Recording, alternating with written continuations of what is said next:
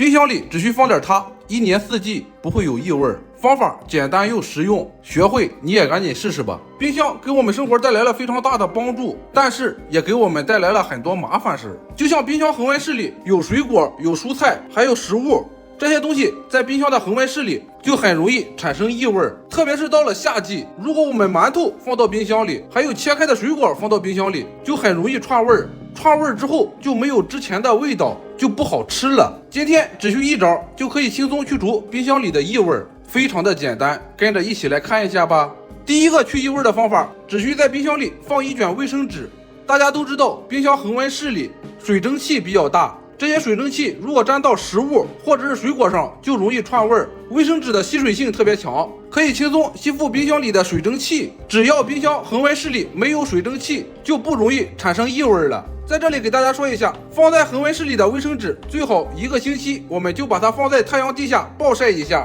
让卫生纸变干，然后再放到冰箱的恒温室里，还可以继续的使用。第二个方法，只需准备一张纸巾，在纸巾上倒入一点茶叶。大家都知道茶叶去异味的效果特别棒，茶叶不仅可以去除冰箱里的异味，还可以在我们生活中去除非常多的异味。把纸巾包裹一下，放在冰箱的恒温室里，茶叶可以轻松吸附恒温室里的异味，还可以吸附恒温室里的水蒸气。只需放上一个茶叶包，让你的冰箱一年四季都不会有异味。因为茶叶放一段时间也会变湿，放入的茶叶最好也是1星期拿到室外暴晒一下，晒干之后再拿到冰箱里，可以反复的使用。那很多人就会说了，那你教我的这些方法还得拿出去晾晒，太麻烦了。我想找一个简单的方法去除冰箱里的异味，只需准备一个容器，在容器里倒入一点白醋。大家都知道白醋有杀菌去异味的作用，只需把盛有白醋的容器放到冰箱里，白醋就可以轻松把冰箱里的异味给去除，还可以起到杀菌的作用，这样也可以让我们冰箱里一年四季不产生异味。如果大家发现我们杯中的白醋少了，或者是白醋的味道变淡了，我们可以在杯中再加入一点白醋。如果你家中的冰箱也经常有异味，